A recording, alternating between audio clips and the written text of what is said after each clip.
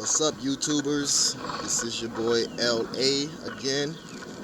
I'm coming at you with a quick video. That's my new baby, 2007 Kawasaki ZX-10R. I'll do more videos about that as I learn more about her. Right now, I'm about to do a quick oil change on this 2005 Suzuki Boulevard M50 that I have on sale on Craigslist. 5 up, offer up 5 miles, wherever. YouTube. Had somebody come look at it yesterday, and they loved the bike, but they said they were a little bit uncomfortable about a ticking noise that they heard. And you can check my other video, previous 2 videos, to hear the noise they're referring to. I haven't had this bike but maybe less than a year, so it'll be a year next month in March. So I'm not too familiar with it or how it should sound and whatnot. So I'm doing research as I'm learning more from people, or as I learned more from them yesterday. So in an attempt to try to lessen that ticking noise, which I may think is just valve, it needs a valve adjustment. The bike is a 2005. It has 29,000 miles on it. I'm not sure when the previous owner did a valve adjustment, but it definitely should be done like every 5,000 miles or so. You know, something like that. So this bike should have had like 5 at least done already on it. I'm going on the 6th one, and I didn't do any since I got the bike at the beginning of the riding season last year, and then decided to get rid of it this year just because I wanted that. But I'm going to do an oil change, and what I do, I made this block from YouTube, how to make a bike stand. It's just a couple of 2x4s nailed together, or screwed together to the nails are pulling out. So I recommend some strong 2.5-inch wood screws to bind it together. But the tools I'm gonna be using for this particular project will be this 14mm shallow socket.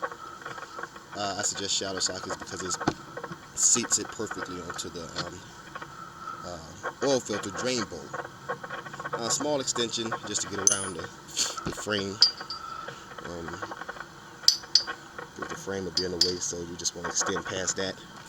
My socket wrench, an oil filter removal wrench, and what I'll be using is I'm going to be putting in Valvoline motorcycle oil 4-stroke 10W40, 10W40, and I'm going to use a Fram air filter number 6080. It's $9 at AutoZone. All of this stuff came to, with just the oil and the filter, came to like $23 at AutoZone. Oh, actually, I only bought 3 quarts of oil because I already had 1 quart from last year. So 3 quarts of oil and the Fram oil filter came to like $23. They're $6 each, so add that to the total if you need 4, because you will need at least 3.5 quarts for your oil filter and oil change. It's best to warm your engine up for a little while, let it run for 5 or 10 minutes. I actually drove it up to AutoZone to get this stuff, so I use that as a means to warm it up. And then it's just like having the best day. Snickers. So you may hear him in the background just scratching the hell out of his back. But I got it on an even stand so I can come down here and look at the oil level and check that to see how that is.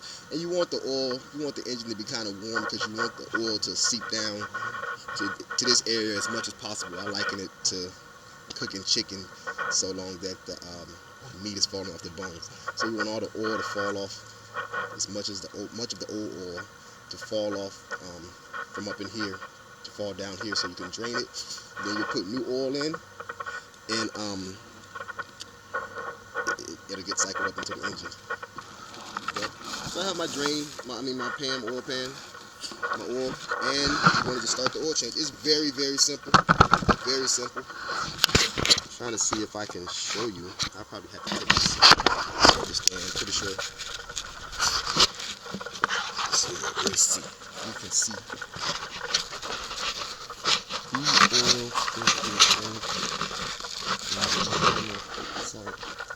So let's see if you can see it, but I'm gonna tap on it. It's right here. So I'm gonna loosen that by turning my wrench towards the back wheel, and then I'm going to take my oil filter wrench. I'm gonna come up under here and put it on the oil filter, which is right there. Right here, I'm tapping on it. See if I can get better look.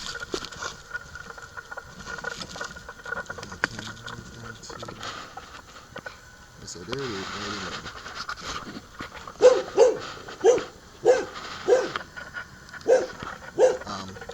and I'm going to put this wrench on and I'm going to push downward. Just push downward to loosen it up. Let it loosen tight, righty tight. So, going to do that, drain the oil. Let it drain real good. It's that simple. So, what I'm going to do is pop this drain plug, then I'll back it off with my hand. So, alright, so now that's popped. Very simple. I have mats down because changing oil is a very messy job. And I'm going to also go ahead and I'm just going to loosen everything to a point where I can use my hands to remove it the rest of the way. So already the job is to the point where I can use my hands. So I'm going to grab, got a little bit of oil. Grab my oil pan, slide it under there.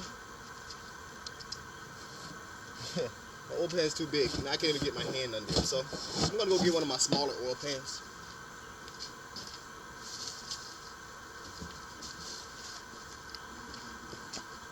Alright, so I got a smaller oil pan. Now I'm just putting my hand down there. I got on gloves, so I'm not really worried about getting my hands oily. I'm going to just back this. I'm pushing up while I'm screwing this screw out so I can keep the oil in for as long as possible. And then once I'm pretty sure that I have all the threads exposed and it's all the way out, then I can just pull pull it away real quick and not get any oil on my hands or anything. So just push up while you're screwing it down or screwing it out. And then just pull it away real quick. And so that's just a little trick to not get oil on yourself. And I got the oil filter to the point where I can just back it off with my hands and let it drain also. So I'm backing it all the way out and it's draining.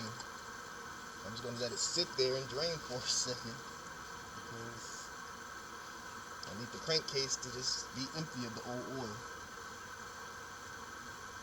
I guess I'll stop the video for a few minutes and let this drain.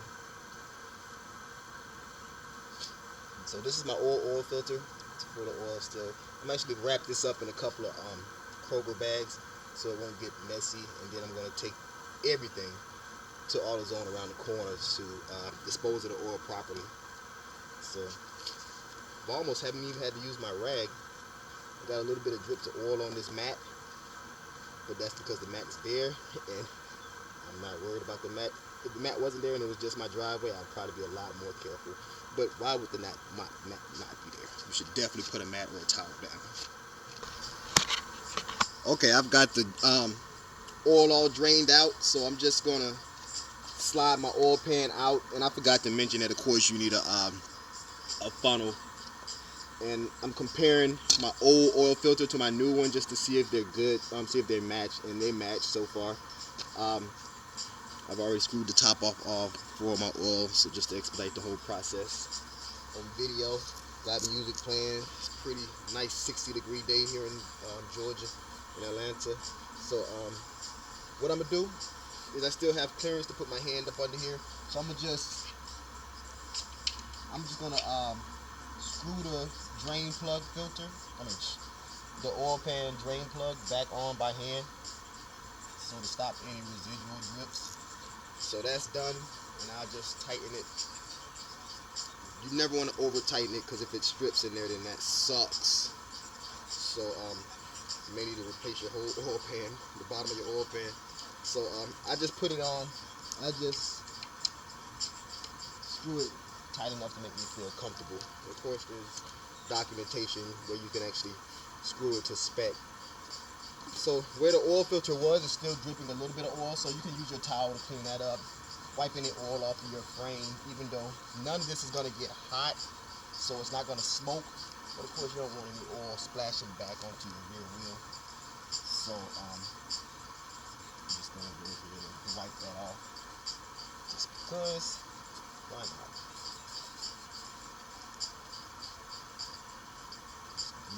Use some of this grease, this oil that's on my mat, to just lube up this spring right here for my rear brake.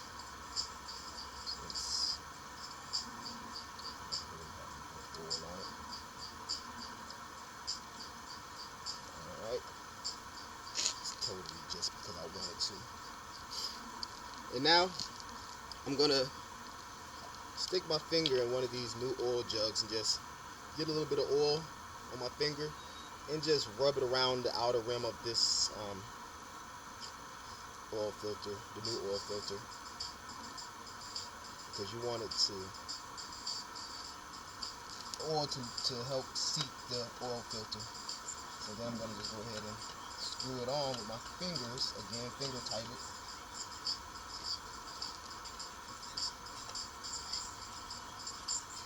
You don't want to over tighten this. As a matter of fact, it has instructions on the side. It says tighten one turn after gasket contacts the base. And so the base just, the oil gasket just contacted the base of the bike. And so I'm just going to just give it a little bit of torque, nothing crazy. I don't even know if I can get an oil wrench in there, oil filter, to take it off the way I did to get it on. There we go. Alright. And that's pretty much it. You don't want to over tighten it. That gasket seals it pretty well. And that is that. So that part is done. Then you come up here to the top, where you take the oil cap off, where you actually put the oil into the crankcase. Just pull that off. It might be on there real tight, so you might need some pliers or something. I'm not sure with the particular bike. And then we just start putting this in. And what I'm gonna do is, since I know it uses about 3.5, like right now the little drain window that's down here is showing that it's bone dry, which of course you never want your bike to be. I'm just gonna start putting them in because I know that it's gonna take more than 3. So I'm just gonna put 3 in with confidence.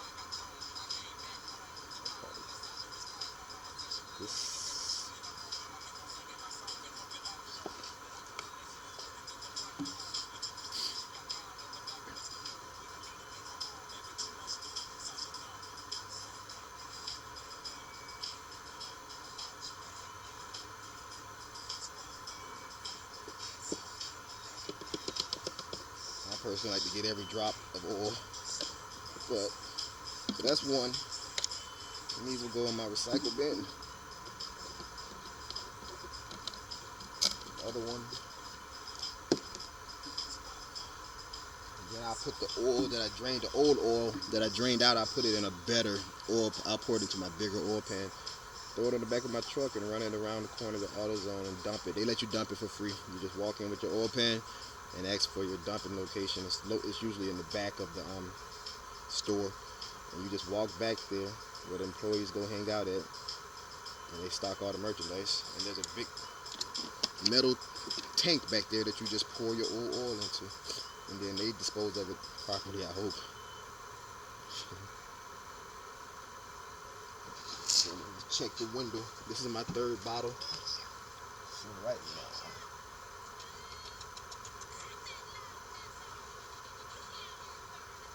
so at this point, you can look into the window and you can see it start to raise down there. You have 2 marks on the little window the viewing window. One at the bottom and one at the top. Of course, you want the you can Google your particular bike. Of course, you want it to be closer to the top. So right now, it's actually pretty close to the top, but that's because all the oil is sitting inside of this area. What you want to do at this point is just pause for a second and actually start the bike up and let some of this oil that's in here get all up in here. And then, where's my cap on? And then you actually take another reading, and then you fill it, you cap it off again. So let's see. So I just put 3 in. I still have a 4th one here. I'm right up under the full line, so I'm gonna go ahead and turn it on and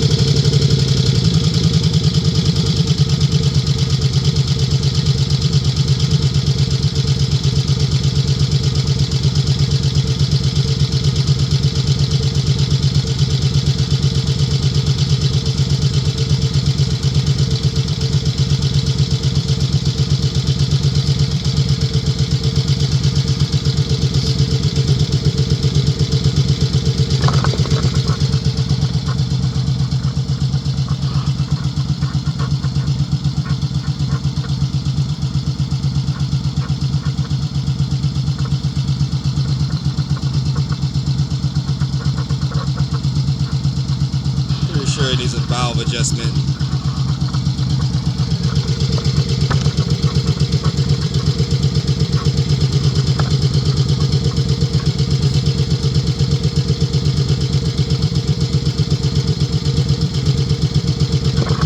I've personally never done a valve adjustment, but I guess I can YouTube it and learn how to. If it helps sell the bike, you know.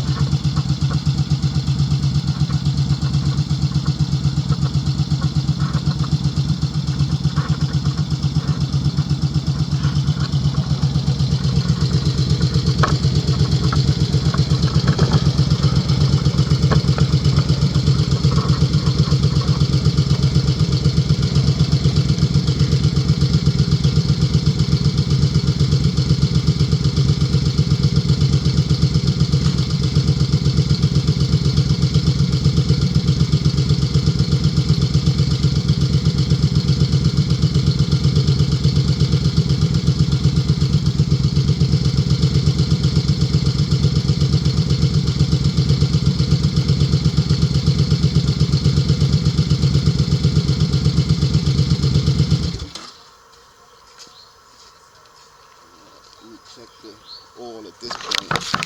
Probably could have let it run a little bit longer, but the viewfinder's there.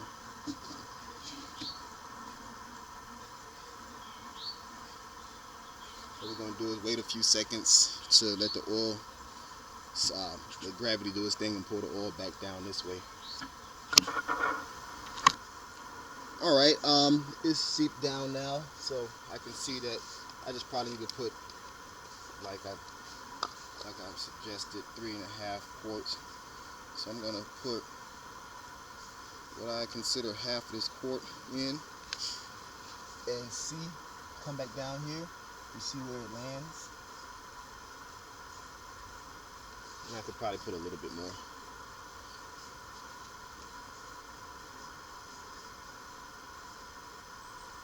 And that is actually good right there. So that is the end. And I actually still have a little bit of oil left in here. Actually, it's more than half. Still got 20 ounces, almost 20 ounces. Just make it an even 20 ounce. There we go. So now I guess I'm just gonna wash her up and listen to the engine some more.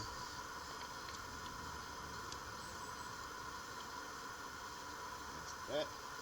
I'm only using one hand to start her up because my clutch sensor is disengaged, just in case you're wondering how I'm doing this while I'm down here.